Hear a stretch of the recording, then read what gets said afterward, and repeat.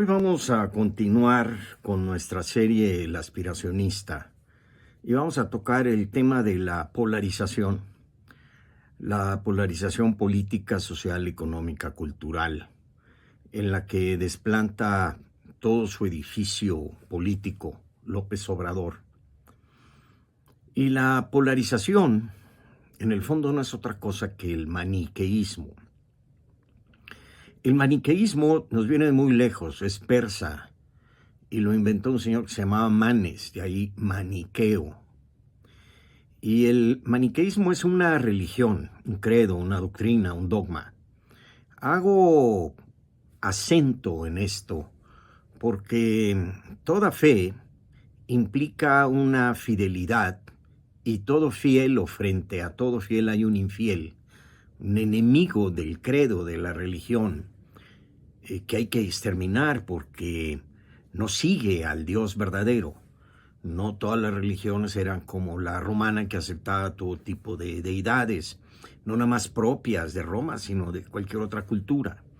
Pues bien, generalmente, y más el maniqueísmo, como lo vamos a ver, pues la religión siempre es exclusiva y es excluyente. Y generalmente es guerrera, es, digamos, defensora de su fe. Manes decía que la religión del maniqueísmo reconocía solamente dos principios creadores en el universo, el bien y el mal, dos principios eternos en infinita contrariedad, combate, irresolubles. De la misma fonética, aunque no de la misma etimología, encontramos manipulo, de ya el latín romano. El manipulo era el banderín que llevaban las legiones romanas a la batalla. Pero también se llamaba manipulo la sección más pequeña de las cohortes romanas de las legiones, otra vez romanas. Y volvemos a encontrar la confrontación, la guerra, el combate. Ahora sí, de la misma raíz etimológica de mano, manipulo se llevaba con la mano el estandarte. Pues también de mano viene manipular, que es la operación de diversas sustancias para obtener un producto. Y la manipulación pues se hace con las manos. Pues bien, así como manipulo y manipulación, encontramos la prestidigitación. La prestidigitación no viene de mano, pero sí viene de dígitos. Y entonces la prestidigitación es aquel arte, aquella operación que se hace con ciertas cosas, con los dedos, con las manos, sobre alguna cosa, pero no para obtener un producto, sino para obtener un engaño, para ocultar algo, para trastocar la verdad, para esconder las cosas. Bueno, pues aquí me voy yo a permitir hacer una interpretación libre de maniqueísmo, manipulación y prestidigitación, para decir que en el fondo, pues las tres engañan. ¿Por qué?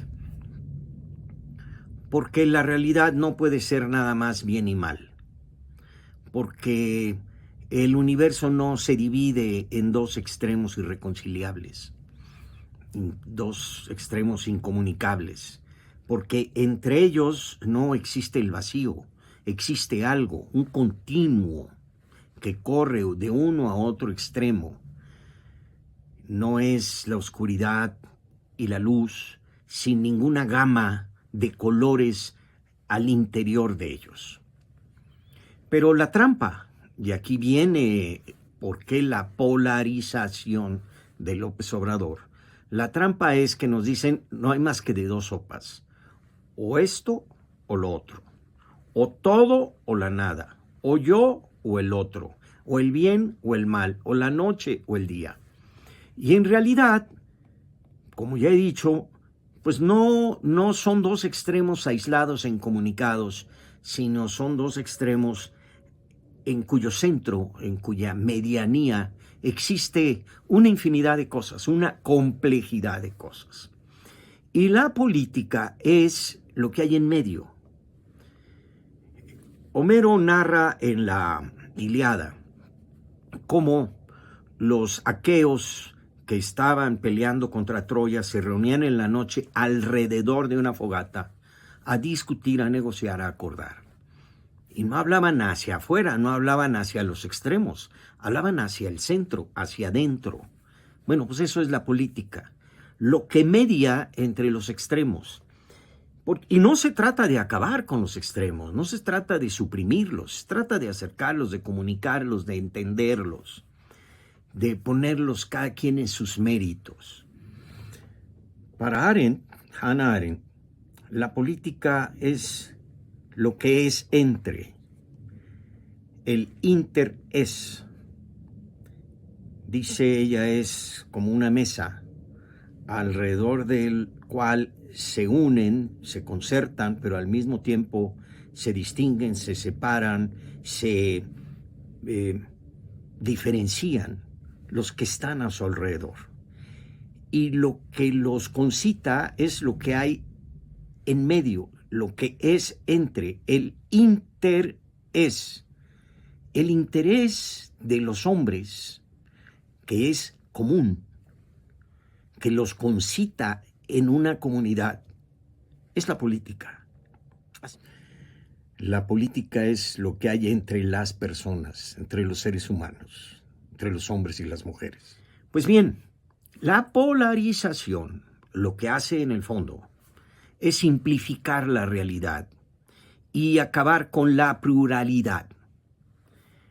Y el edificio de López Obrador se basa en la polarización porque si López Obrador tuviese que admitir la pluralidad que existe entre los dos extremos que él dice nada más son los válidos y lo único que existe, se le acabaría el negocio. Porque si tú resuelves lo que hay en la distancia entre uno y otro extremo, pues entonces ya que vende. Él, en el fondo, tiene que imponer la polarización y regenerarla todos los días, no solucionarla todos los días, no acercar los extremos, sino extremarlos. Porque mientras más lejos estén los extremos, pues mejor para su edificio ideológico, para su estrategia, para su narrativa.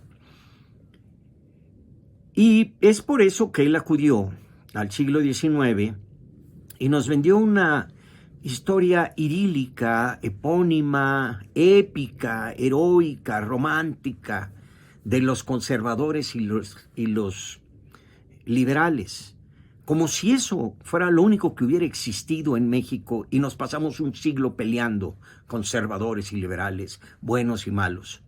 La verdad, México era mucho más complejo. La vida es mucho más compleja. Aquí tenemos que ser muy cuidadosos para no deshonrar la historia, para no faltarle a la historia. No quiere decir que no haya habido un gran conflicto entre conservadores y liberales en el siglo XIX, por supuesto.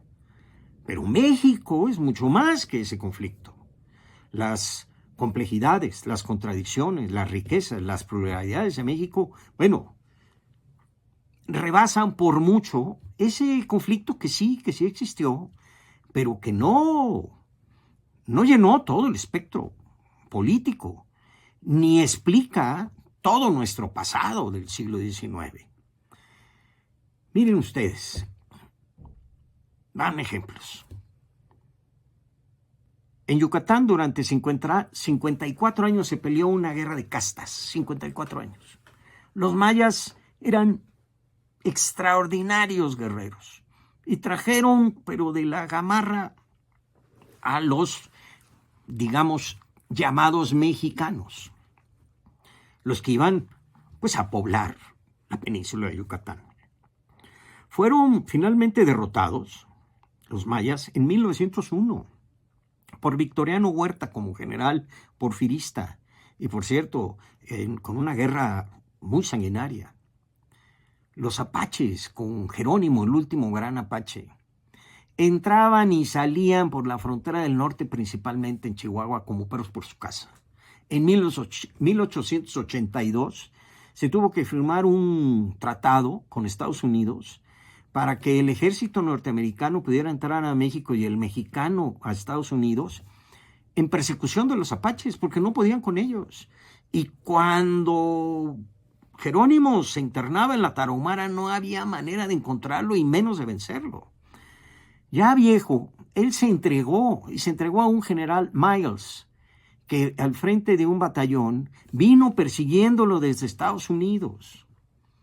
Mi abuelita, que vivía en Coahuila, me contaba que de niña ella presenció el último ataque apache a la población donde vivía.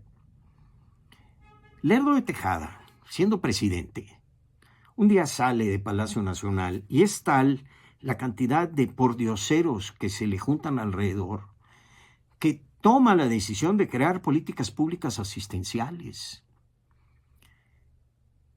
Los yaquis en Sonora estaban muy preocupados de otras cosas que de la guerra entre conservadores y liberales.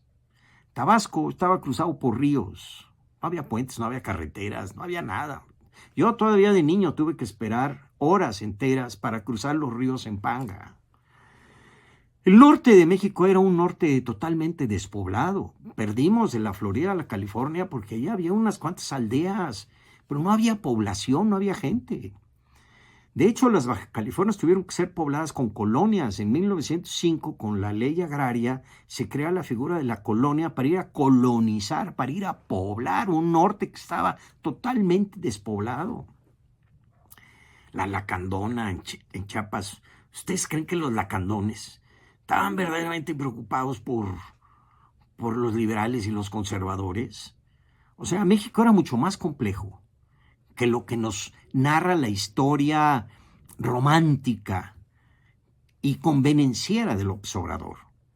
Y México es hoy mucho más complejo que lo que era entonces, y por lo tanto no puede ser escindido a la mitad entre conservadores y liberales. Vayamos a grupos etarios o vayamos a grupos de género. Las mujeres tienen una riqueza, una pluralidad, miles de agendas y miles de causas, los jóvenes, los adultos mayores. No podemos ni siquiera decir que podemos corporativizar al mexicano en obrero, campesino y popular como lo hizo el PRI de mediados del siglo pasado. México es mucho más rico, pero claro, la pluralidad niega la polarización. Y por eso López Obrador, desde que llegó a la presidencia de la República, como pastor se dedicó a agrupar como enemigos y contrarios suyos a todas las oposiciones. Y él hablaba de todas las oposiciones reunidas, y él inventó el PRIAN, y todos contra él. ¿Por qué? Porque tenía que ir llenando los huecos o limpiando lo que hay en medio para mandar a todo el mundo a los extremos. Por eso López Obrador quiere acabar con la representación proporcional en las cámaras de diputados. La representación proporcional lo que busca es que la representación sea representativa o proporcionalmente representativa de la realidad mexicana. ¿Dónde se expresa esa pluralidad? En el Congreso, no se puede expresar en la presidencia de la República. Entonces, no podemos decirle, señor presidente, toda la pluralidad de México se va a reunir con usted y usted va a decidir por él. No, usted sí por usted. Usted es un individuo, usted habla con usted mismo. ¿Cómo nos vamos a poner de acuerdo los mexicanos? En el Congreso. ¿Por qué? Porque es un organismo colectivo. Y ahí se puede representar la pluralidad nacional y ahí se puede expresar y se pueden llegar a acuerdos. Ahora, se sabe muy bien que la mayoría relativa no nada más sobre y subrepresenta, sino que además, de alguna manera, orilla a los regímenes, a las representaciones, al bipartidismo. ¿Por qué se creó la representación proporcional en México en 1977? Pues porque porque se dieron cuenta de que la mayoría relativa no generaba más que bipartidismo y que había que representar a toda la nación mexicana. Tampoco se trata de que logremos una pulverización de la representación, pero dos partidos no pueden representar a México. México es mucho más rico que dos extremos, pero López Obrador nos quiere llevar a esos dos extremos. Y por eso habla de conservadores y liberales, y de ahí no sale. Para su desgracia, México es muy diverso, muy plural, muy contradictorio, muy complejo. Y es un México que rompe su paradigma de buenos y malos, de conservadores y liberales, de opositores y él. Él busca en el fondo el bipartidismo. Yo no tengo la menor duda de que en este 24 él pretende desaparecer al PT y al Verde. Sí, los va a desaparecer, aunque sean sus guajes para nadar. Va a desaparecer a Morena, a Movimiento Ciudadano, ya casi lo hace. Va a desaparecer al PRD, posiblemente desaparezca al PRI. Él lo que quiere es quedarse con dos partidos. ¿Por qué?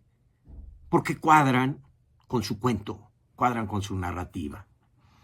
Ahora, ¿qué es lo que tenemos que hacer los mexicanos? Eso es lo que él quiere hacer. ¿Nosotros qué tenemos que hacer? Tenemos que defender nuestra pluralidad. ¿Dónde defendemos nuestra pluralidad? En el Congreso. ¿Qué tenemos que hacer? Votar el 2 de junio. Primero, votar mayoritariamente, es decir, no quedarnos en nuestras casas. Tenemos que salir a votar, nos guste o no nos gusten los candidatos, los partidos. Ya luego tendremos que generar una política totalmente diferente. Pero hoy tenemos que salvar a México. ¿De qué? De la polarización, del maniqueísmo, de la escisión en dos, de esta contranatura, de esta realidad negada. ¿Cómo lo podemos hacer? Enriqueciendo al Congreso en la pluralidad, en nuestras contradicciones, que tengamos realmente voz en el Congreso, no nada más votar y nombrar a alguien, no, darle seguimiento y exigirle resultados. Es decir, llevar nuestras contradicciones, llevar nuestras complejidades, llevar nuestra pluralidad al Congreso y hacerlo efectivo. ¿Sobre quién? Sobre el presidente de la República. Cada quien en su división de poderes, cada quien en su función. Pero el presidente tiene que tener un equilibrio, sea quien sea el presidente. Tiene que tener un equilibrio, y el equilibrio a la unipersonalidad de la presidencia de la República es la pluralidad representada en el Congreso. La polarización niega la realidad compleja de nosotros, pero además nos niega a nosotros mismos, porque nosotros somos crisol de contradicciones, somos guerra en la sangre, somos mestizaje. Esa es nuestra gran riqueza, y es una riqueza que se expresa en libertad y que se expresa en pluralidad, y que si no la salvamos nosotros, la vamos a perder. Y entonces sí, no va a haber más que de dos sopas, y agárrense.